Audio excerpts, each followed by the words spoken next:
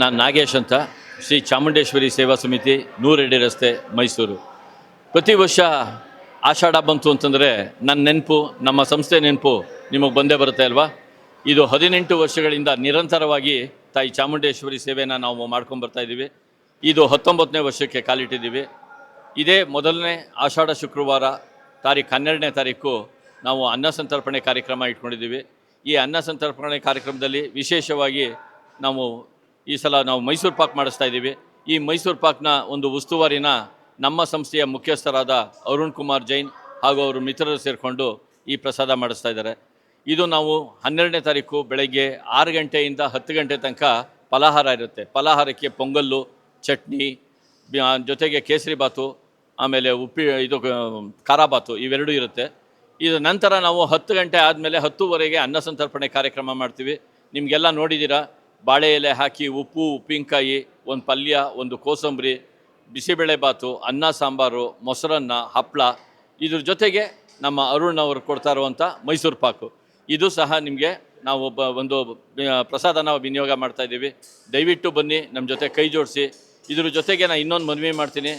Dengue ಎಲ್ಲ ಕಡೆ ಹರಡಿದೆ. ಇವಾಗಲೇ ನಾವು ಕರೋನಾದಲ್ಲಿ ಸುಮಾರು ನೊಂದಿದ್ದೀವಿ. ತಿರ್ಗಾ ಇವಾಗ ಡೆಂಗ್ಯೂ ಹರಡ್ತಾ ಇದೆ. ಅದರಿಂದ ಸ್ವಚ್ಛತೆಗೆ ಪ್ರಮುಖ ಆದ್ಯತೆ ಕೊಡಬೇಕಾಗಿರೋದು. ನಾವು ಈ ಕಾರ್ಯಕ್ರಮ ಶುರು ಮಾಡಬೇಕಾದ್ರೂ ಆರೋಗ್ಯ ಇಲಾಖೆಯಿಂದ, ಅದಕ್ಕೆ ಸಂಬಂಧಪಟ್ಟ ಅಧಿಕಾರಿಗಳಿಂದ ಬಂದು ನಾವು ಏನೇನು ಉಪಯೋಗಿಸ್ತಾ ಇದ್ದೀವಿ ಅಂತ ಹೇಳಿ, ಯಾವುದೇ ಥರ ಬಣ್ಣ ಉಪಯೋಗಿಸಬಾರ್ದು ಅಂತ ಹೇಳಿ ನಾವು ಇದನ್ನು ತಯಾರು ಮಾಡ್ತಾಯಿದ್ದೀವಿ. ನಾವು ಸ್ವಚ್ಛತೆಗೆ ನಾವು ಪ್ರಾಮುಖ್ಯತೆ ಕೊಡ್ತಾಯಿದ್ದೀವಿ. ನಮ್ಮ ಜೊತೆ ಕೈ ಜೋಡಿಸಿ, ನೀವು ಸಹ ಈ ಒಂದು ಸ್ವಚ್ಛತೆಗೆ ಕೈ ಜೋಡಿಸಿ, ನಮ್ಮ ಜೊತೆ ಈ ಅಳಿಲು ಸೇವೆ ಜೊತೆ ಕೈ ಜೋಡಿಸಿ ತಾಯಿ ಆಶೀರ್ವಾದ ಪಡೀರಿ ಅಂತ ಬೇಡ್ಕೊತೀನಿ.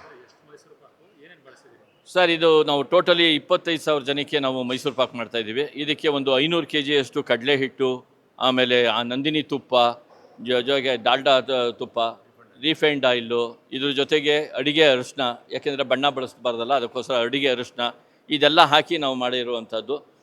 ರುಚಿ ನೀವು ತಿಂದಮೇಲೆ ಹೇಳ್ತೀರಾ, ವಾಹ್ ಎಷ್ಟು ಚೆನ್ನಾಗಿದೆ ಅಂತ. ನಿಮ್ಮ ಒಂದು ಆಶೀರ್ವಾದ, ನಿಮ್ಮ ಒಂದು ಸಹಕಾರ ನಮ್ಮ ಮುಂದಿನ ಹೆಜ್ಜೆಗೆ ದಾರಿದೀಪ ಆಗುತ್ತೆ. ಬನ್ನಿ, ನಮ್ಮ ಜೊತೆ ಕೈ ಜೋಡಿಸಿ. ನಾವು ಕಳೆದ 3 ದಿವಸದಿಂದ ಈ ಕಾರ್ಯಕ್ರಮ ಶುರು ಮಾಡ್ಕೊಂಡಿದ್ದೀವಿ. ಇವತ್ತು ಸಾಯಂಕಾಲಕ್ಕೆ ನಮ್ಮದು ಇದೆಲ್ಲ ಪ್ಯಾಕಪ್ ಆಗುತ್ತೆ. ನಾವು ಇಲ್ಲಿಂದ ಚಾಮುಂಡಿ ಬೆಟ್ಟಕ್ಕೆ ಈ ಪ್ರಸಾದನ ನಾವು ತೊಗೊಂಡೋಗ್ತೀವಿ. ಆದರೆ ಅಡುಗೆ ತಿಂಡಿ ಎಲ್ಲನೂ ನಾವು ಅಲ್ಲೇ ಚಾಮುಂಡಿ ಬೆಟ್ಟದಲ್ಲೇ ಪಾರ್ಕಿಂಗ್ ವ್ಯವಸ್ಥೆ ಮಾಡಿರುವಂಥ ಜಾಗದಲ್ಲಿ ನಮ್ಗೆ ಕೊಟ್ಟಿದ್ದಾರೆ. ಅಲ್ಲೇ ನಾವು ಆಹಾರ ಪದಾರ್ಥನ ನಾವು ರೆಡಿ ಮಾಡಿ ಅದನ್ನು ನಮ್ಮ ಭಕ್ತಾದಿಗಳಿಗೆ ಸರಬರಾಜು ಮಾಡ್ತೀವಿ ಅದನ್ನು. ಹಾಗಾಗಿ ನಾಳೆ ರಾತ್ರಿಯಿಂದ ಅಲ್ಲಿ ತರಕಾರಿಗಳೆಲ್ಲ ಹೆಚ್ಕೊಂಡು ಬೆಳಗ್ಗೆ 6 ಗಂಟೆಗೆ ತಿಂಡಿಗೆ ಫಸ್ಟು ರೆಡಿ ಮಾಡಿಕೊಂಡು ಕೆಲಸಗಳು ಮಾಡ್ತಾಯಿದ್ದೀವಿ.